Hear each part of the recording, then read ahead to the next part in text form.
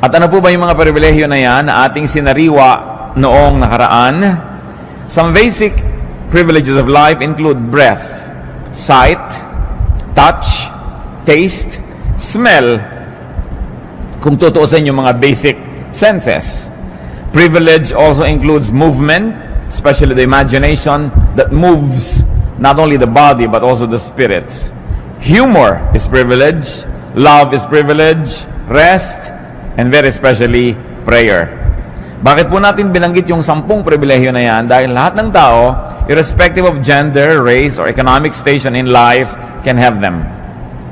May mga ilan-ilan na may kulang-kulang, kung minsan hindi ka nakakaamoy, hindi ka nakakakita, pero hindi naman pwedeng wala lahat yung 10 na yun sa isang tao. At nakikita po natin ang pagpapala ng Diyos maging doon sa mga kinukulang ang mga ganitong kakayahan, lalo ng senses, ay lalo namang nagiging matalas yung ibang nilang senses to compensate for what might be lacking in their lives. Now, these privileges are balanced by duties, and those duties are what we're going to discuss. 10 duties to life. Hindi ko po sinabing 10 duties of life, kundi ito ang mga 10 tungkulin natin sa buhay. Tayo ay nananagot sa buhay na gawin ito sa Kanya. Unang-una, protect it.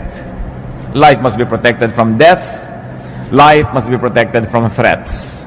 Psalm 64 verse 1, Hear me, O God, as I voice my complaint. Protect my life from the threat of the enemy. Isa po yan na paulit-ulit na tema ng mga panalangin, lalong-lalo sa Old Testament at lalong-lalo sa Psalms, yung panalangin sa Diyos ay ipagtanggol at ipag-adya yung nananalangin mula sa mga kalaman at sa masasamang tao, sa mga nais na kumitil ng buhay o kaya ay magbigay ng panganib. It's a very valid prayer. It's a very good prayer to pray that the Lord protects us. 1 Samuel 21 and 24. Then David fled and went to Jonathan and asked, What have I done? What is my crime? How have I wronged your father that he is trying to take my life? So David hid in the field. Alam po natin ang background niyan. Itong tatay ni Jonathan, si King Saul, wanted to kill David because he was threatened by David's anointing from the Lord. At ang ginawa ni David dahil siya gustong patayin ng hari ay nagtago. Hindi wise na harapin mo ang bala, wise na harapin mo ang apoy, harapin mo ang kamatayan kung pwede mo naman itong iwasan. Do not needlessly put life in danger and at risk by commission or by omission. Meaning by doing something that endangers your life or by omitting doing something that can protect your life. Marami pong mga kumisan, mga sports hindi na necessary. Sobrang threat sa buhay. Maraming mga libangan, maraming ginagawa ang tao, inilalagay ang buhay na parang taya sa isang sugal na pwedeng sa isang saglit lamang ay maglaho ang buhay na ito. Hindi ganyan ang ating dapat ginagawa sa buhay. We've got to protect it. At bakit po natin pinag-uusapan itong mga obvious naman na ito? Sapagkat sabi nila ang paalalay gamot sa taong nakalilimot. Kung minsan nalilimutan din natin that we are needlessly putting our lives in peril, under threat, in danger. Kahit sa mga bagay na pagpaputok lang kuitis, kuminsan ang buhay mo pala napapanganib. Kuminsan yung hindi pagjejeta sa pagkain ng mga bawal, hindi mapigil-pigilan ng katakawan, yung pala nanganganib na ang kalusugan ng isang tao. Sa pag-neglect na mag-medical check-up, may ipang papa-medical check-up naman, pero nineneglect, pinapaurong-urong, lumalala ang mga sakit. This is needless dangers that we allow to enter our lives. Another duty to life is to edify it, to lift it up to ever-escalating heights and meaning and value. Hindi tayo nabubuhay para maghanap buhay. Naghahanap buhay tayo para magkaroon ng buhay. Dapat ang paghahanap buhay, isa lang po yan nakasangkapan, props ng buhay, para magkaroon tayo ng kailangan natin na pera o kaya ay kabubuhay para magkaroon ng tunay na buhay. Ang buhay ay hindi hinahayaang mapanis. Yung nandyan na lamang at hindi na umasenso, nabulok na lang, inanay, umatras. Ecclesiastes 1:13, I devoted myself to study and to explore by wisdom all that is done under heaven. So si Solomon, mayaman na, hari na, hindi ka pa mag-aral. Yung mga iba naman, gumraduate pa lang ng college, sabi, tapos na ayoko na magbubukas ng notebook ulit kahit buong buhay ko, hindi na ako magbabasa uli ng libro. Ang utak po ng tao, habang ini-stretch, lalong lumalaki. Pero parang sikmura rin yan. Pag palaki ng palaki kinakain mo, palaki ng palaki yung tiyan mo, mas marami ka nakakain. Pero subukan mong konti yung kinakain, lumiliit din yung tiyan nyo, nag-a-adjust. Ganon din yung brain. The more information, the more knowledge you process, the more capable your brain becomes. Pero pag pakonti ng pakonti ang iniisip niyan, pakonti ng pakonti ang mga nilulutas, lumiliit din ang utak. Meron po mga nakakausap tayo sa buhay na nakakabobo. Pag lagi siyang kausap nyo, mabobobo kayo. Meron tayong mga ginagawa na nakakabobo. Pag yun ang ginagawa mo, mabobobo ka. Kaya kailangan lagi ka may iniisip na ibang gawin so that your brain will continue to expand. So that it would be enriched with knowledge and therefore with the accompanying wisdom. Luke 12:23. Did we read Ecclesiastes 1:13? I devoted myself to study and to explore by wisdom all that is done under heaven. So, ganun ang ginawa ni Solomon. In Luke 12:23, life is more than food, and the body more than clothes. So, yung katawan, hindi lang yung katawan eh. Yung katawan, instrumento para may marating yung nakatirang espiritu doon. Pag katawan mo lang ang mahalaga sa buhay, you don't get it.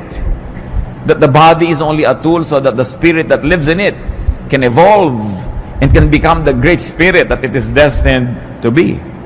So, ganun din yung pagkain, buhay, hindi lang para kumain, ay buhay ka na.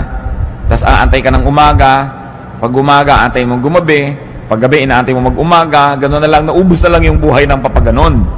We've got to go beyond the basics, we've got to go beyond survival level. Kaya kalaban po ng tunay na espiritualidad, ang sobrang karukhaan, ang sobrang kahirapan. Kasi very, very poor people are not able to move on because they're just too busy surviving. May narinig kong kanta ni Madonna, sabi niya, I will not go to heaven, I will not be an angel because I'm too busy surviving. Sabi nung kanta niya. There is some truth in it because when people are just too busy trying to survive, they will not be able to evolve into the refined personalities that they should be. Kaya kahit edad, nilalampasan para magkaroon ka ng lalong credibility. At kung bata ka pa at may credibility ka na, kailangan ipakita mo yon at lagi mong patunayan. Si Paul, ang kanyang payo kay Timothy, sapagkat itong si Timothy isang batang leader, 1 Timothy 4:12, don't let anyone look down on you because you are young, but set an example for the believers in speech, in life, in love, in faith, and in purity. So, hindi excuse na bata pa ako o kabataan pa lang ako, so pwede akong maging ganito lang.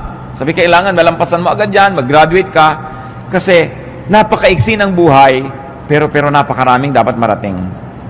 Sa katunayan, even geographically speaking, napakaraming lugar na dapat mabisita, napakaraming pagkain dapat matikman, napakaraming librong dapat mabasa o masulat, napakaraming kaibigan na dapat maging kaibigan, makilala, makadaupang palad, maraming karanasang dapat maranasan, pero kung umikot na lang ng umikot ang yung buhay sa the same karanasan every day to the point that you're bored, then you are cheating God who created life. And sadly, you are cheating yourself. Ang buhay dapat laging may bagong nararanasan, may bagong nalalaman, at may bagong mga applications na nalalaman at naia-apply sa buhay. Another duty to life, beautify it. Make life lovelier, nicer, more pleasing to the body, to the soul, to the spirit. Diyan nga magaling ang mga Filipino magpaganda ng isang bagay, ng isang lugar. Pag nakakita ka ng isang babae na yung buhok niya, hindi lang tinalian, yung tali niya, may mga paru-paro, may mga bola-bolang umiikot-ikot, nagoglow-glow in the dark. Filipina yun. No, yung sari-sari ang nakalagay sa ulo. Hindi lang tinalian para huwag maggalawan yung buhok. Decorative pa, beautiful. Si Solomon na napakatalino, anong ginawa niya? Ecclesiastes 2:4-8. I built houses for myself and planted vineyards. I made gardens and parks and planted all kinds of fruit trees in them. I made reservoirs to water groves of flourishing trees. I bought male and female slaves and had other slaves who were born in my house. I also owned more herds and flocks than anyone in Jerusalem before me. I amassed silver and gold for myself and the treasure of kings and provinces. I acquired men and women singers and a harem as well, the delights of the heart of man. So niya, name it, I had it. Ginawa ko. At hindi maliit na bagay na siya tinawag na matalino. Ang lahat dapat makita ng mata, tinignan niya. Ang lahat dapat matikman ng labi, natikman niya. Ang lahat dapat mahigaan ng likod, hinigaan niya. At hindi lang ba siya nabubuhay, meron pa siya mga singers. Ngayon, madali yan eh. Maglagay ka lang ng iPad, magpatugtog ka ng cassette dyan o video, may tugtog ka na. Pero noong araw, kailangan po ng mga live orchestra, nilalagyan. Bakit po nilalagyan ng musika ang buhay? Kasi nagpapaganda yan. Bakit nilalagyan ng kulay ang buhay? Kasi nagpapaganda yan. That's why the eye is able to see many shades of colors. That's why we can appreciate various shades of temperature. Lamig o init. Merong gusto mo kinakain mo na maligamgam, merong gusto mo talagang nagbabaga sa init, merong gusto mong nagyayelo sa lamig. And all of that are experiences that human beings were designed by God to explore and to enjoy. So beautify your life. Yung bahay nyo, maliit man, pagandahin. Ang gulo-gulo, ang dami-daming kalat, ang lihim lang yan, marami ka lang kahon. Paglalagay mo lahat sa kahon. Diba? Hindi nakasaburay-ray dyan sa bahay mo lahat ang bagay-bagay. No? Hindi yung ang gulo-gulo. Hindi kailangan ka maging mayaman para maging maganda ang kapaligiran. Nakikita natin kung minsan kahit mga dukha ng mga tahanan, mga lata-lata, nilalagyan ng konting bulaklak, namumulaklak, gumaganda. Beautify your life. Decorate your life.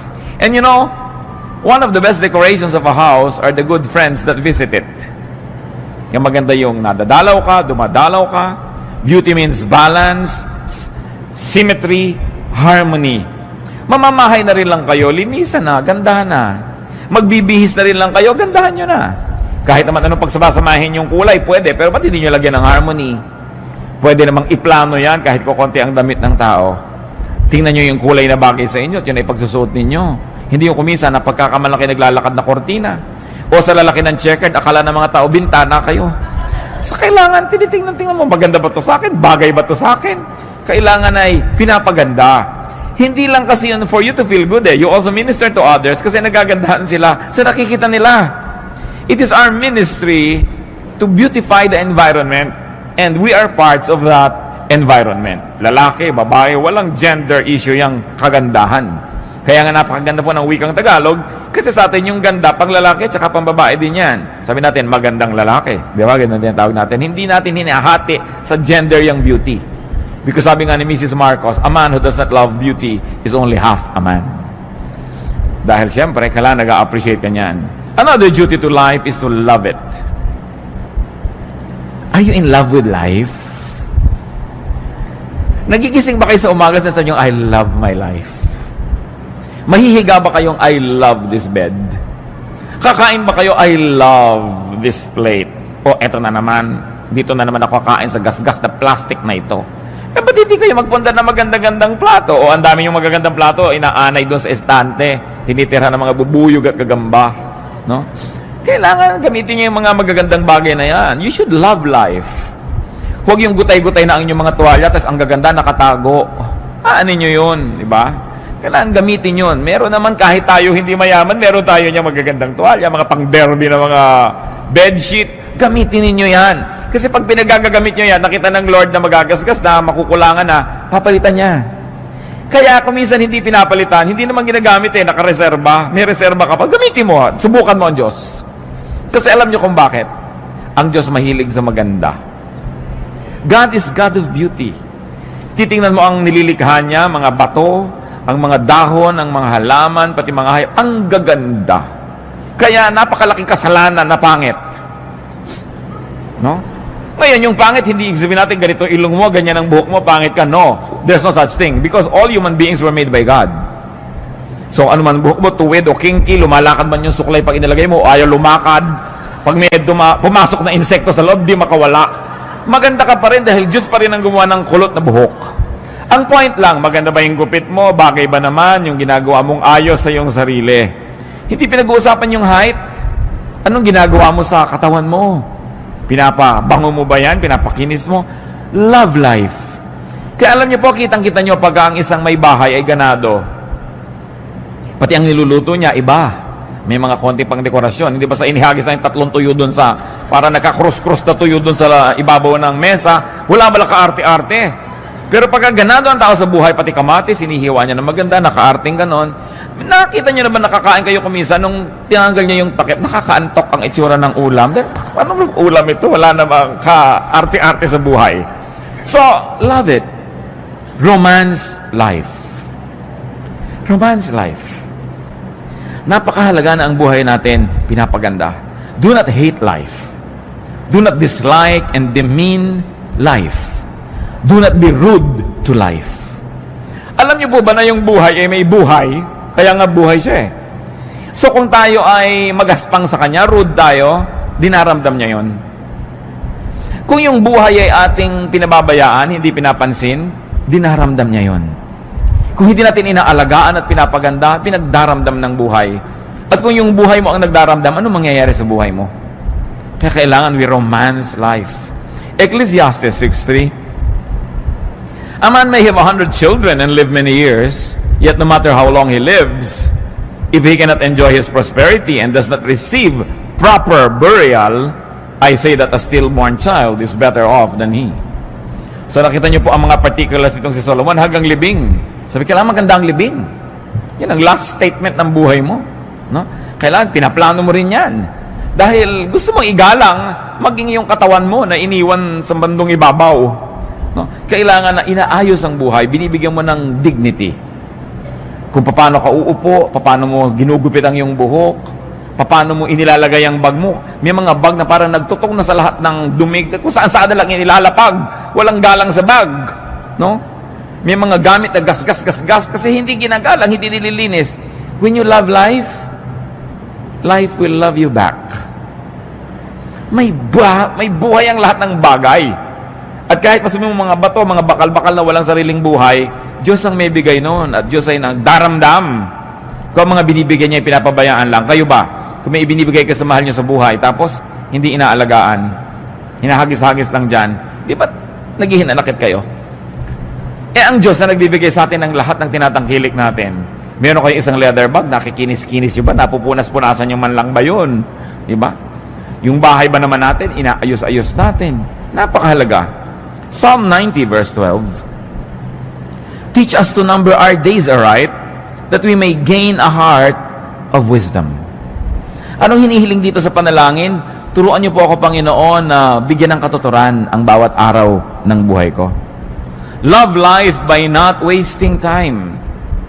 Love life by getting the most out of time. At dyan po tayo lahat pantay-pantay, mga kapatid. Lahat ng tao, tig to 24 hours a day lamang. Tig 7 days a week. Bakit dumadaan ko minsan isang semestre na merong isang estudyante na magiging 4th year na siya, pero ikaw na isang estudyante, 2nd year ka pa rin, pareho kayong dinaanan ng semestre na yun, ha? Bakit dumadaan ng mga panahon? 7 taon na yung inyong kapitbahay, may aanihin na siyang atis. Kasi nagtanim siya 7 years ago. Ikaw na walang itinanim, titingin-tingin ka lang sa atis niya. Pareho kayong dinaanan ng 7 taon. Pare-pareho po tayong dadaanan ng 5, 10, 15, 20, so and so on, na mga taon. Pero may nangyayari ba sa mga taon na dumadaan sa ating buhay? Nadadagdagan ba tayo ng kalaman?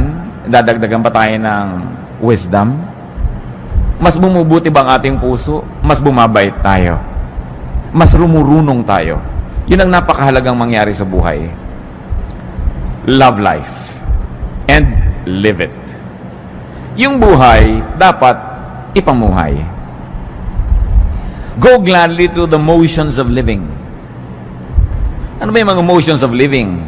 May mamamatay, may mauospital, may ooperahan, may dadalawin, may mangungutang, may sisingilin, may babayaran, may papakinggan, meron kang sasabihin. These are the motions of life. The activities and the rituals, both great and small, of living. Kakain ka, maghuhugas ka ng plato, mamamalengke ka, ililigpit mo mga pinamili mo. These are the motions of life. Ginagawa nyo lang ba yan dahil dapat gawin? Ginagawa na rin lang, mga kapatid, enjoy it. Naghihiwa na rin lang kayo ng manok. Diba? Alam mo yung nag-enjoy humiwa ng manok, walang nababaling buto sa hita. No? Dahil alam niya kung saan niya hihiwain. In fact, gagawin lang ng kamay niya, bali ang buto. No? Pero yung mga ibang tusok-tusok yung buto, durug-durug, wala yata sa mudang nagputol ng manok na ito. No? By the way, ang galing ng mga Pilipino magputol ng manok, ha? Meron isang batang lumaki sa Amerika nung nagbalik bayan dito, sabi niya, I didn't know that a chicken could be cut up so many pieces. Talagang ganyan dahil maraming kakain. Naparami talaga ang manok. Daig ng mga ginang dito sa Pilipinas sa mga surgeon, no? Pagpaparami ng ulam. Pero ayusin mo na yan. Ayusin mo na, dadabog-dabog ka. Enjoy every minute. Because if you work for 1 hour or 2 hours, may nililinis ka, hinuhugasan mo yung mga balat ng talaba, o kung ano man yun, at nagdadabog ka, nainis ka, kapatid, ikaw nalugi noon dahil may dumaan na isang oras na hindi mo na-enjoy at hindi na babalik ang oras na yun kahit kailan. Kaya lagi kong sinasabi sa mga bagulang ng mga bata, enjoyin nyo na mga anak nyo. Yung para kayong puno na lagi sinasampa ng anak nyo, pagdating ng araw, ni ayaw nyo makita kayo kasama sa mall. No? So habang laging nakasama, isama ng isama, laging pabuhat ng pabuhat-buhatin. Hindi laging ganyan yan. Dumadaan ang panahon. Mabuti na yung walang pinagsisisihan. Ecclesiastes 9, 7-10, Go eat your food with gladness and drink your wine with a joyful heart. For it is now that God favors what you do. Always be clothed in white and always anoint your head with oil. Enjoy life with your wife whom you love, all the days of this meaningless life that God has given you under the sun, all your meaningless days. For this is your lot in life and in your toilsome labor under the sun. Whatever your hand finds to do, do it with all your might. For in the grave where you are going, there is neither working nor planning, nor knowledge, nor wisdom. Sabi niya, gawin mo na lahat. Gawin mo with feelings. Mag-aayos ka ng bulaklak, sinaksak mo na lang bigla doon sa baso yung mga bulaklak. Gandahan mo. Diba? Magtitiklop ka ng kumot, hindi pantay-pantay yung mga sulok. Gandahan mo. Isasalansan mo ang mga tuwalya sa cabinet. Gandahan mo. Sabi gano'n, para lahat ng ginagawa mo, meron kang satisfaction. Tuwang-tuwa ka. Nag-enjoy ka sa buhay. Do not just exist. Live. Have a life. Have excitement. Have passion and feelings. Yung kakain kayo ng sopas ang lamig-lamig, mas gano'n na ba kahirap initan yan? Lagi nilang, hoy, huwag ka na magdagdag ng hugas yung plato. Dito tayo kakain sa tansan. Ano ba naman, napakahirap namang kumain sa tansan, tapos ang chopstick mo, toothpick. Para madali ang paghuhugas. Mano bang humaba-haba ng konti ang paghuhugas nyo? Nag-enjoy naman kayo sa maganda nyong hain. Naglagyan ng kulay ang buhay. Yung mga ganung tao, pag nananaginip sila, alam nyo, black and white ang panaginip. Dahil walang buhay eh. Go gladly through the stages of life. Nagiging bata tayo, nagiging kabataan, nagiging young adult, nagiging mga senior, lahat yan maganda. Kung tayo tumatanda na, don't hang on needlessly to youth because there is enjoyment that is unique, no, to those who are advanced in years. 1 Corinthians 13:11, when I was a child, I talked like a child. I thought like a child. I reasoned like a child. When I became a man, I put childish ways behind me. So may panahon ng lahat. May panahon. Hindi ikinakaila yung edad. Lalo mga Kristiyano, magunos dili kayong birthday. Ilan taon na po kayo? Hindi masabi pag above 50. Dapat very, very gladly you say. Dahil maraming tao hindi nakakaedad dahil namamatay na. So bawat edad na nadadagdag sa isang buhay ng tao, pinagdiriwang yan, ipinagmamalaki, no? Ipinagpapasalamat, hindi inililihim. Bakit nakakahiyang umidad? This is foolishness. We should be grateful. Every added year is grace from the Lord. Job 14:1-2, man born of woman is of few days and full of trouble. He springs up like a flower and withers away. Like a fleeting shadow, he does not endure. Nakita nyo ang pagpapakita ni Job kasi noong mga panahon na yun, problema siya eh. Niya, buhay, mahirap yan, maiksi, sasandali. And it's true. Bakit ngayon sasayangin ang sasandaling buhay? So be a child, be a youth, be an adult, all in its right time. And another duty to life, which is very much related to what we're saying, is enjoy it. Hindi komo ang isang tao ay makadiyos, ayaw niya mag-enjoy. Ito ang dapat ituwid. Akala nyo ba, pag religyoso ka, walang enjoyment, puro mga parusa sa sarili, puro pag-aayuno, puro pagtitiis, puro pagtitipid.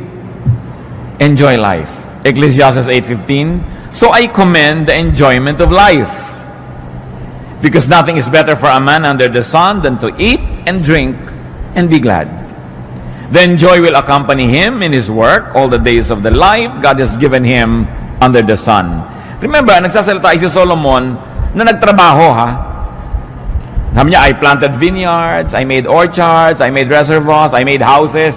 Kaya din siya nag-enjoy ng pagkain niya, ng pagpapahinga niya. Pero kung wala kayong ginagawang gano'n, tapos puro enjoyment, hindi rin yan balance. Enjoyment is earned.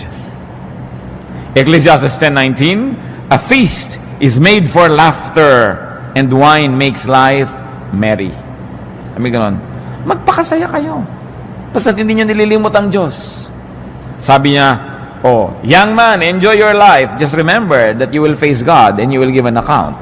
Ibig sabihin, huwag mo kakalimutan na may Diyos, nag-enjoy ka, it's from God, pero be responsible for the kind of enjoyment that you have, because there's going to be accountability also. Life is far from perfect. Don't cry over spilled milk, sabi nga nila. Marami na siguro kayong gatas na naligwak, juice na natapon, baka naman hanggang ngayon ipiniiyak nyo pa, tama na. Merong nasayang, pinanghinayangan nyo sandali, tapos tama na, get on with life. Tama na mga sisihan, tama na ang panghihinayang, yung mga if only, if only, if only. Tanggalin nyo na sa inyong lengguwahe mga kapatid yung if only. Kung natapos ko ang aking pag-aaral, yung mga ganyan, if only, pinag-aral ako. Eh, hindi ka nga pinag-aral eh. Anong gagawin mo? Magngungungoy-ngoy ka buong buhay. Di kung gusto mo, mag-aral ka ngayon. Ngayon, kung hindi, gumawa ka ng ibang magagawa. Huwag kang laging sisihin yung magulang mo. If only mayaman kami, if only 5'10" ang height ko, if only maputi ako, if only ganyan, walang mangyayari. Palitan natin yung if only ng napakaganda lalong 2 words, next time. Sabi niyo, next time. Kung ikaw ba naman ginawa mo, next time. Eh, dapat ganito ginawa mo, tapos na mo, next time, we'll do it. Ang ganda yun, dahil meron namang next time eh. Do not wallow in misery. Do not be possessed by regrets. Tama na ang panghihinayang at lalong-lalo na tama na ang pagsisisi, pagsisisihan, paninisi sa kapwa at sa sarili. Do not be possessed by sadness. Do not be possessed by mourning and fear, because all of this will rob you of your happiness. Kailangan yan, sisatatin natin. Lahat ng mga nasayang na noon, nasayang na, pero habang lagi niyong iniisip, patuloy pa rin nagiging sayang. So dapat ibahin ang attitude. Be free, be reachable, be available. Because the enjoyment of life is usually amplified when it is shared with others. Kaya dapat reachable ka rin. You allow people to reach you and you reach out to people, and you're also available. Time is one of the greatest gifts we can give to people and to ourselves. Napaka-importante. Tigilan nyo ng mga kapatid yung may patay, tinatamad kayong pumunta, pagkatapos ting makikita nyo yung namatayan, 5 taon ang napagkanda ulit-ulit, pinapaliwanag nyo pa ba't di kayo nakapunta sa lamay. Diba? Yung may kasal, tinatamad kayong pumunta na lang kayo, kaysa yung kutakot-takot na excuse ang ibibigay mo, ipinaghinanakit pa nung tao, nung yumaman, di ka nabalatuhan, kasi wala ka nung kasalan. No? So, yung mga katamaran ko minsan, naranasan nyo na ba yan na gusto nyong pumunta pero tinatamad kayo? Pero nung nagpunta na kayo, nung pauwi na kayo, you were glad you did it. Because you know you did the right thing. Nakiramay kayo, dumalaw kayo sa may sakit, nakipaglamay kayo sa may patay, nakipaglibing kayo, sumama kayo sa party. Sino nga ba na interesado sa mga debu-debu na yan, nakakaantok na yung 18 roses at 18 candles? Gusto mo nang sabay-sabay nyo nang ibigay yan ang matapos. Dahil yun lang naman debut at yung nanay niya nag-e-enjoy, lahat ay bagot na bagot, no? Pero umaten na rin kayo kung wala rin lang kayong gagawin sa bahay at nagmumukmuk lang kayo doon. Napakaraming kalungkutan nangyayari dahil ang dami nating free time. So punuin nyo ang buhay nyo ng mga activities. Pagtatanim din yan, yung gumagawa ka ng mabuti, uma-attend ka ng mga ganon, pagtatanim yan ng mabuti. Hindi ka man umani, nakapagpasaya ka ng kapwa, natuwa din ang Diyos sa'yo. So, huwag na kayong iwas ng iwas sa mga lakaran. Pag kami mga namamatay na kamag-anak, lalo ang mga magkakapatid, may mga edad at kani-kanyang pamilya, hili-hilian kung sinong pupunta. O ikaw ang pumunta, namatay na si Auntie Kikay. Ikaw na, ako na nagpunta kay Chu Apeng. No, nagtituro-turuan pa. Ba't di nila kayo magpunta lahat? Kasi saya din namang reunion yung lamay eh. No? Pag nandun ka na rin naman, mag-e-enjoy ka na rin. Pero paano ka mag-e-enjoy kung kagalit mo yung hipag mo, kagalit mo yung pinsan mo, kagalit mo yung kaeskwela mo nung grade 6 dahil siya ang naging most cheerful. Naagaw sa'yo ang medalyang lata. So yung mga dapat baggage na yun, ang mga tapos na, tapusin na yan. Get on with life and enjoy what else remains of it. Another duty to life, multiply it. Paramihin. Physically, life must be multiplied. Utos yan ng Diyos. Genesis 8:17, bring out every kind of living creature that is with you, the birds, the animals, and all the creatures that move along the ground, so they can multiply on the earth and be fruitful and increase upon it. Genesis 9:7, sabi kay Noah, as for you, be fruitful and increase in number, multiply on the earth and increase upon it. So you multiply physically, but very importantly, we multiply essentially. We multiply, magnify the essence of life, the spirit of life. And you multiply life in terms of fruits and production, in terms of works and meaning. Dapat lalong nagkakaroon tayo ng halaga, marami tayong nagagawa, marami tayong napoproduce. Kumisan ay kinakalungkot ko po sa mga Philippine products. 20-30 taon na ang lumipas, itong kaong na ito para ko mabuksan, kailangan ko pang initan sa kalan yung takip niya, makipagtunggali ako sa takip, gumamit ng lyabe, gumamit ng kung ano, para ko makuha yung laman na kaong na lasang preservative. Ang kaong, ang makapuno, ang natadiko ko pare-pareho ng lasa. Walang product development. Napapansin nyo ba yun? Pag pumunta kayo sa Pangasinan, yung bibili nyo yung tupig, o yung bibili nyo diyan, nakabalot pa rin sa dyaryo hanggang ngayon. No? So, hindi na ba mai-improve ang packaging yan para maging world-leading, world-class man lang? Bakit walang development na ating mga produkto? Papangit pa nga yung iba, yung dating bukayo, na nyog ang nakakain mo ngayon, kusot na yata yung laman. Umaatras pa.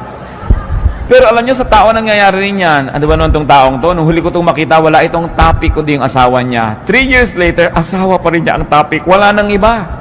Yung ang repertoire mo, napaka-limited. May mga tao po ganyan, ang 3 lang alam na topic. Ang kanyang asawa, ang kanyang apo, at ang kanyang mataas na blood sugar. Napakalaking pagdurusang makatabi mo ang tao ito kahit sa ang lupalop ng mundo kasi yun ang topic nyo.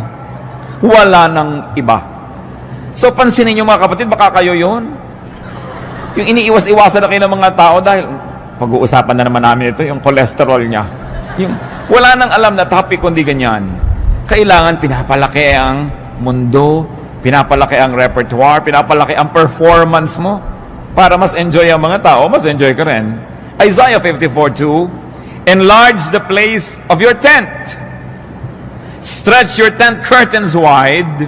Do not hold back. Lengthen your cords. Strengthen your stakes. Ang ganda ng metaphor tungkol sa tent. Ang pinag-usapan yung lubid na humihila doon sa mga gilid ng tent at yung mga tukod niya na nandun sa gitna para huwag matumba yung tent. Sabi, tibayan mo yung tukod, habaan mo yung mga tali, haltakin mo yung mga tent mo. In other words, palakihin mo ang iyong mundo. Kung di nyo ma-spell nung araw yung Mississippi, 20 years later, hindi nyo pa rin ma-spell, may problema kayo sa buhay. Diba?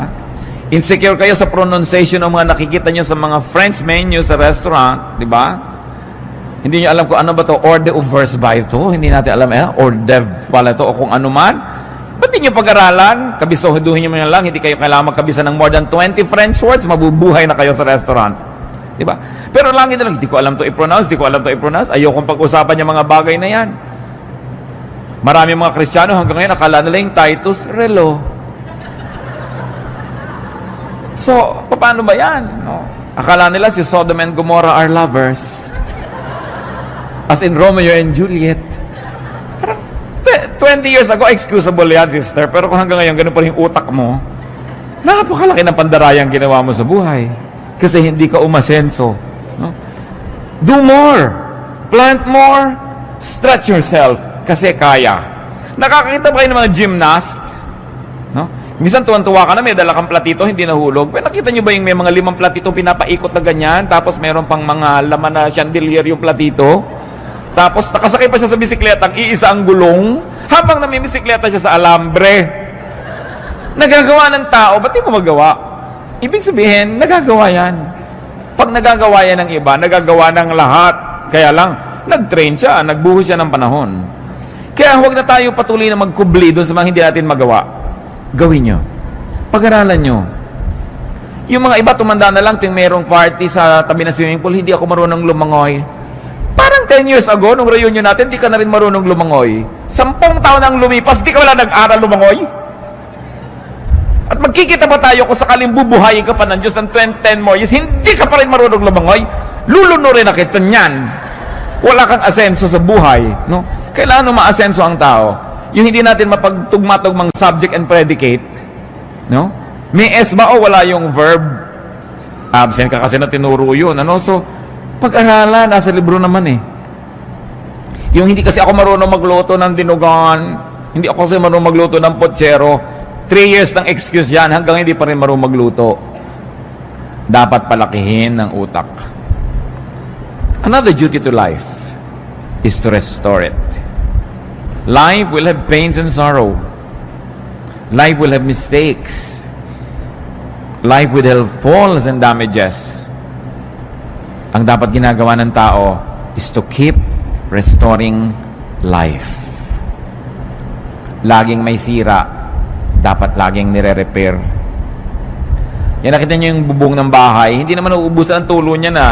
Pag natapos na yung tulo doon, dito naman, o doon naman, dyan naman. Pero gawa ka ng gawa kasi nagkakaroon ng mga bagong tulo eh.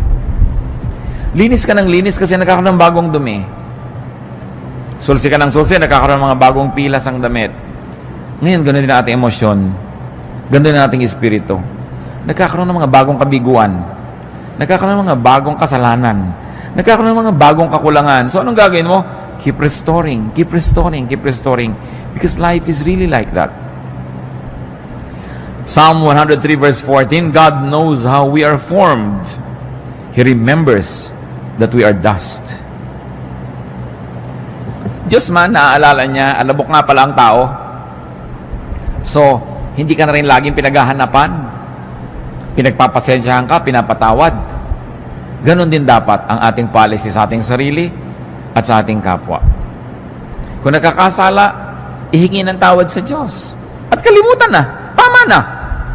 1 John 1:19, if we confess our sins, He is faithful and just and will forgive us our sins and purify us from all unrighteousness. Mga mag-asawa lalo na, sigurado magkakaroon ng pagkukulang asawa nyo sa inyo. Ang nagtatagal lang, yung nagpapatawaran.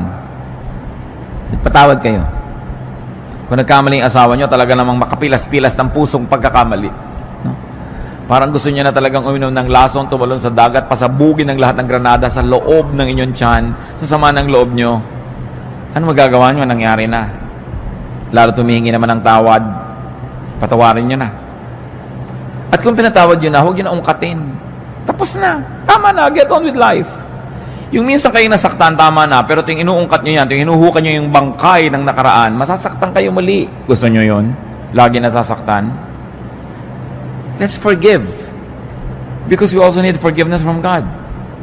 Pick up the pieces. Stand up. Rise whenever you fall. Nasunog ng asawa nyo bahay nyo? Sorry. Tumira muna kayo sa bahay ng posporo. Tupperware na malaki. Anong gagawin nyo? Papatayin nyo siya, di nawala na kayong bahay, nawala pa kayong asawa. Doble nawala. Nangyayari yan eh. Damay-damay tayo. Yung mga mahal mo sa buhay, may gagawin pagkakamali, sinasadya mo o hindi, nadadamay ka. At ganoon din naman eh, may gagawin din tayo, madadamay din yung iba. Part of life. So sabi ni Solomon, be wise. Learn how to live. Kaya sabi niya, enjoy, enjoy, enjoy. Kasi sabi niya, may mga moments, kahit gusto mo, hindi pwede mag-enjoy. May mga moments, gusto mong kumain na masarap, wala kang pera. So pag may pera ka, may gana ka, kumain ka na. Kuminsan naman, may gana ka, wala kang pera. Kuminsan, may pera ka, wala kang gana. Pag nagtagpo yung dalawa, fiesta. Eat. No?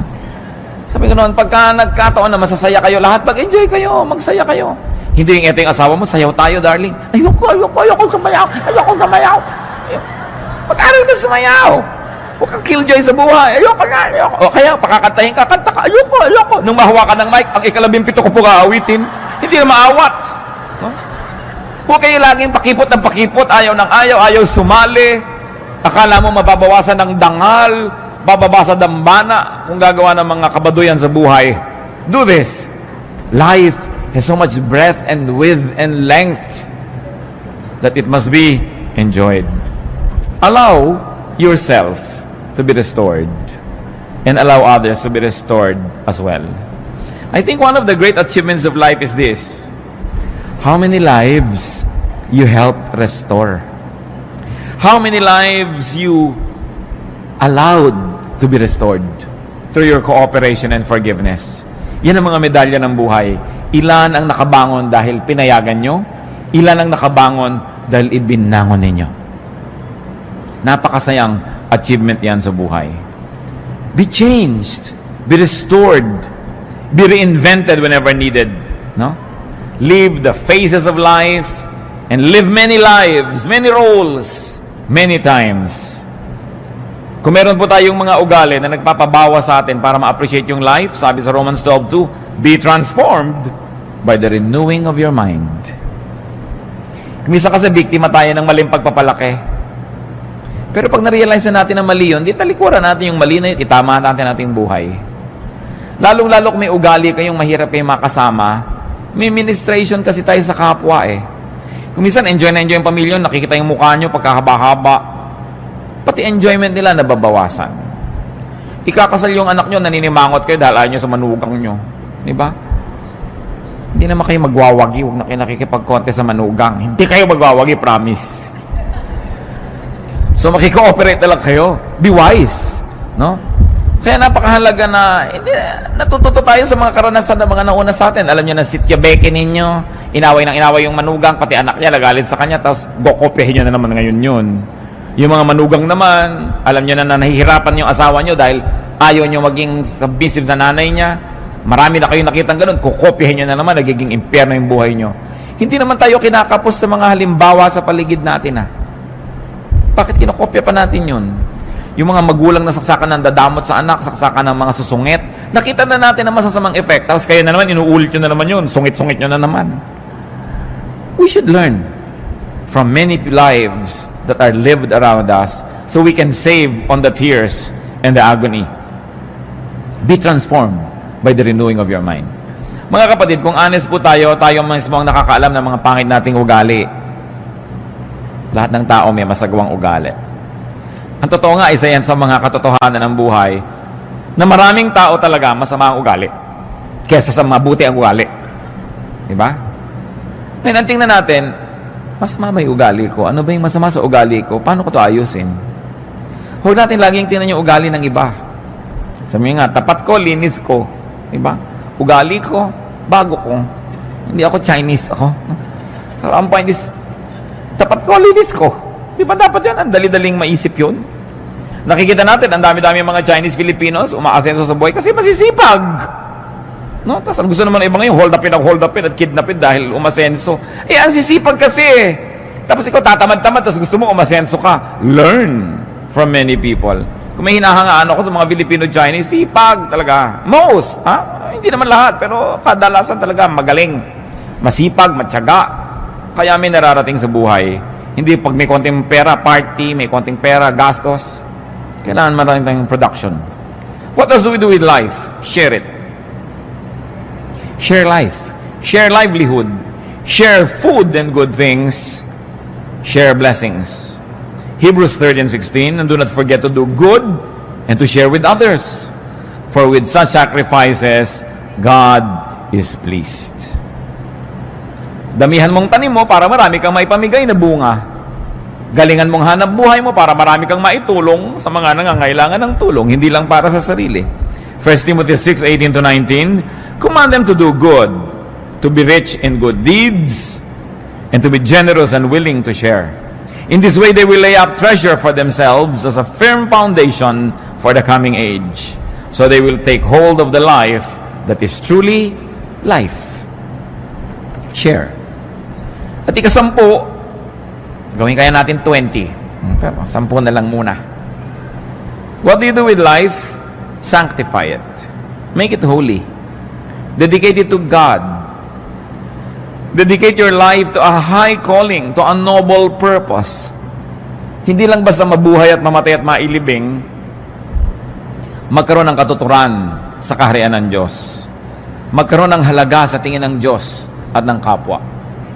2 Timothy 2:21, if a man cleanses himself from ignoble use, he will be an instrument for noble purposes, made holy, useful to the master, and prepared to do any good work.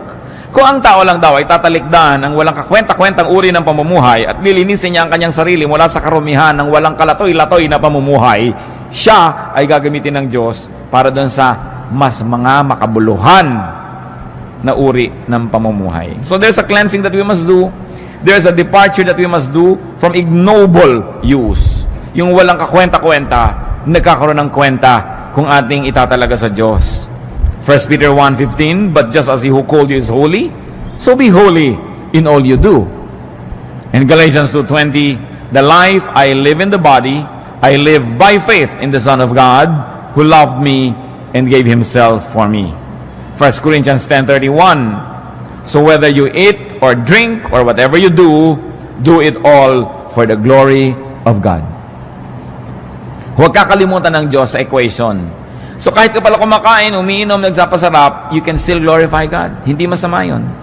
Lalong-lalo kung nagsishare ka. Kakain ka na masarap, nagsishare ka sa kapwa. Kakain ka sa restaurant, napakasawa kayo buong pamilya, o order ka na isang putahe, ibigay mo sa waiter, nang iuwi niya sa pamilya niya. O order ka na ibang putahe, iabot mo doon sa mga makakita mo sa daan na hindi kumakain. You glorify God by having good food. Kasi hindi mo lang sinarili. Marunong ka mag-share sa buhay. Napakahalaga po to sanctify our lives. Ang buhay ng tao galing sa Diyos, babalik sa Diyos, kailangan nagbibigay luwalhati sa Diyos sa anumang ginagawa natin. So give to life, and it will give back to you. Love life, and it will love you back. Enjoy life, and let your life enjoy you. Diyos namin sa langit, salamat po sa buhay. Salamat po sa maraming pagkakataon na kami ay magkaroon ng kahulugan. Salamat sa maraming bagay na maaari naming malasap, maranasan, ma-enjoy sa buhay na ito. Patuloy mong ibukas ang aming isip, Panginoon, kung naghahadlang kami sa sarili namin at sa kapwa namin para mas maging maganda ang buhay nila. Turuan niyo po kami. Napahalagahan ang buhay na ito. Bigyan ng kahulugan, kabanalan, kasiyahan. Malasap namin ang dapat lasapin ng isang taong tumatanggap ng regalo ng buhay mula sa inyo. Pakita niyo po sa amin ang aming mga asal, ugali, mga attitude, Panginoon, nakakahadlang para ang buhay ay maging maganda. Bigyan mo kami ng bukas sa mata na ma-appreciate namin ang aming kapwa, Lord, na nag-aambag ng malaking bagay sa aming buhay. Turuan mo kami, Lord, to show gratitude to people who are instrumental for us to have a better life, better attitude and points of view. Maging mapagpasalamat kami sa inyo at sa mga kasangkapan nyo na nagpapaganda ng aming buhay. Humihiling kami, Panginoon, na siyasatin niyo po kami ngayon. Mga kapatid, habang lahat ay nakayuko, meron po akong mga taong naisip panalangin. Mga tao na sa tingin nyo ngayon, parang yung buhay nyo, parang hindi nyo maintindihan kung ba't kayo nabubuhay. Meron kayong confusion, parang sayang yung buhay nyo, hindi kayo nag-e-enjoy, parang may...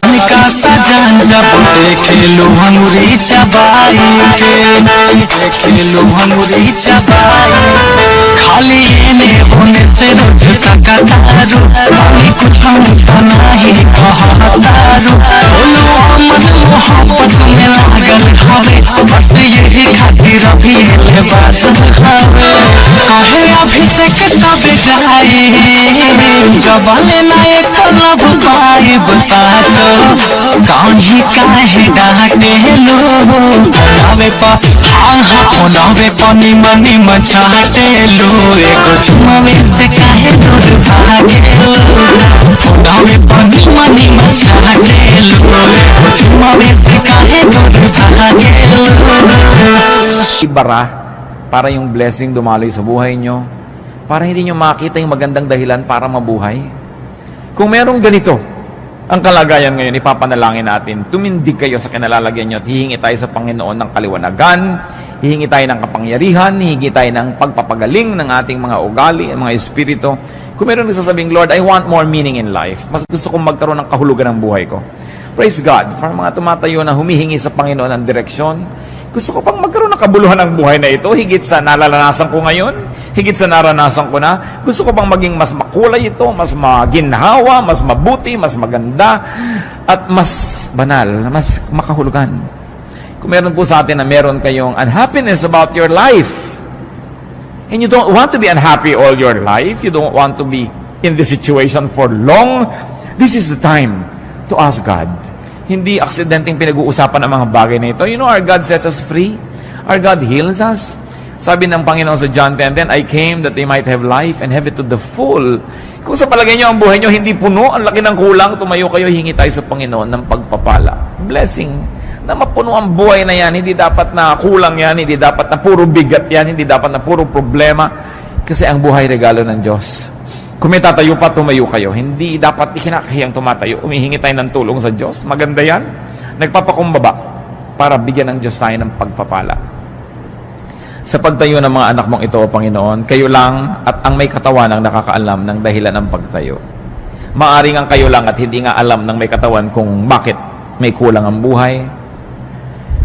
Panginoon, alang-alang sa iyong anak na si Jesus. Alang-alang sa kanyang mga sugat na tinamo, alang-alang sa kanyang dugo na tumigis, alang-alang sa kanyang paghihirap sa Kalbaryo para sa amin, hinihiling ko sa iyo, Ama sa langit, hipuin mo ang bawat puso ngayon ay tumatayo sa iyong harapan.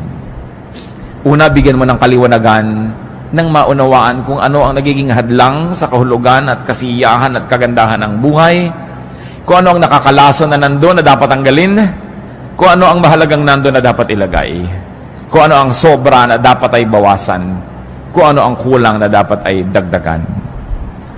Ngayon din, Panginoon, sa sandaling ito, hinihiling namin, hipuin niyo po ang puso, ang isip ng bawat isang nangangailangan ng kaliwanagan. Ipabatid niyo kung ano ang dapat gawin. Kung ano ang dapat tigilan, kung ano ang dapat simulan, kung ano ang dapat improvein pa. Hinihiling ko, Panginoon, alang-alang kay Jesus, punuin mo ang mga pusong ito ng kagalakan, ng kahulugan. Bigyan niyo po, Panginoon, ng kulay, ng saya, ng musika. Bigyan niyo, Panginoon, ng ganda ang mga buhay na ito. Kayo ang nakakaalam kung ano ang kulang na siyang magpupuno, ipagkaloob niyo, napakayaman niyo at di niyo ipaghihirap na tugunin ang pangangailangan ng iyong mga anak. At dinadalangin namin, Panginoon, ang mga kapatid na ito ay magkakaroon ng malinaw na isip, maiwasan ang mga dapat ng iwaksi sa buhay. At nawa, Panginoon, kung ito ay may kinalaman sa pag-uugali, ituwid mo ang aming mga ugali nang walang maging hadlang para dumaloy ang iyong pagpapala.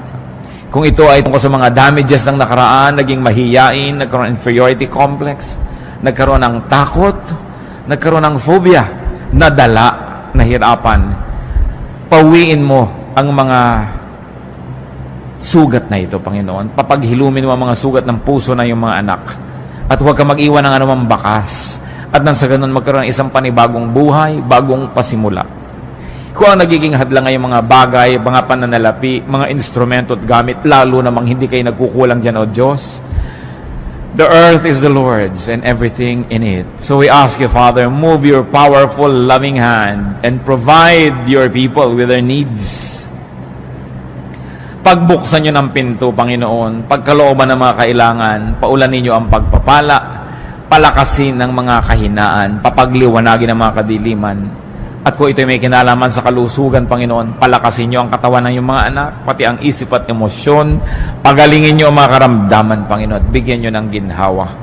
Ano man yun, O Diyos, sa napakaraming maaaring dahilan na nagiging hadlang para makita ang ganda ng buhay, maaaring walang kaibigan, walang kapartner sa buhay, maaaring may mga kasama na nagpapahirap ng loob, Panginoon, ano man ito, kayo ang magturo ng bawat hakbang na dapat gawin ng iyong mga anak upang mapalaya ang mga sarili sa iba't ibang mga piitan at mga kulungan na ito, upang malagot ang iba't ibang mga tali at tanikala na naggagapos sa iyong mga anak.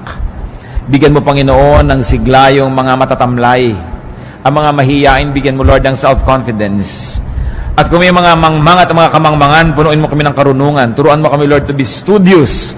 Turuan mo kami, Lord, na mag-aral at nang sa ganun huwag kami maging bihag ng kamangmangan habang panahon.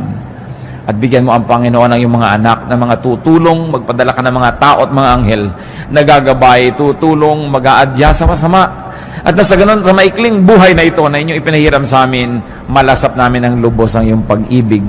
Madama namin ang iyong kabutihan at kami naman maipadama sa iyo ang aming pagsamba at maipadama rin sa kapwa ang aming pag-ibig. Panginoon, pagpalain niyo ang mga tumatayong ito. Buhusan niyo ng pagpapala. Buksan niyo ang pinto ng langit at pagliwanagin sa kanila ang inyong mukha. At nawa, Panginoon, ang inyong makapangyarihang kamay, kumilos, hipuin ang bawat isa, at pagalingin ang mga karamdaman ng aming espiritu. Salamat, O Diyos, sa iyong mga himala. Salamat at maaari kaming dumaing at magsumbong sa inyo. Salamat at maaari kaming lumapit upang humingi ng pagpapala. Maglakas loob na humarap sa inyo at humingi kahit walang patago. Kasi kayo, Diyos, ay Ama namin. Kayo'y makapangyarihan at kayo ang nangako na sasagutin niyo ang aming mga dalangin. Mga kapatid, lawakan, laliman ng pananalig, tanggapin niyo mula sa ating Amang Diyos ang inyong mga hinihingi. Papagpalain kayo ng Panginoon, papagliwanagin ang inyong buhay. At nawa, kung ano man, ang hindi nyo natamasa, whatever you missed in the past, may the Lord give it to you tenfold, 100-fold, that your life may overflow with blessings, with peace, with happiness, with joy, and even with pleasure. And above all, your life will be characterized by holiness, by godliness. Father, bless your people. Bless them in the name of Jesus our Lord. Patuloy kayong magsiupo mga kapatid at tayo yumuko sa Panginoon. Patuloy sa diwa ng panalangin. Kung ano ang ibinubulong sa inyo ng Espiritu ng Diyos, ipanalangin ninyo. Narito ang Diyos, makapangyarihang presensya. Tulad ng inawit natin kanina sa ating pagsamba, the presence and the glorious presence of the Lord is here. And people will go home blessed. People will go home filled to overflowing by the graces of God. Spend some moments with the Lord.